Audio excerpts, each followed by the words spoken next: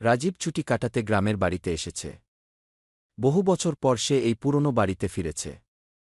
বাড়িটা অনেক বড়, চারদিকে লতাপাতা আর পুরনো কাঠের গন্ধে ভরা।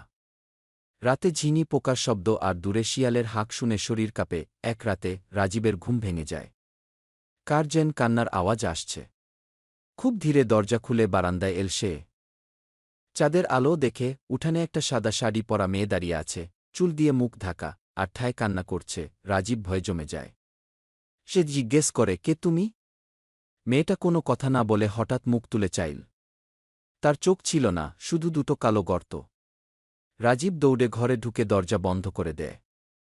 পরদিন সকালে সে দাদুর কাছে সব বলে। দাদু মুখটা কঠিন করে বললেন, ওই মেয়েটা এই বাড়িতেই একসময় কাজ করত। এক রাতে ওর রহস্যময় মৃত্যু হয়।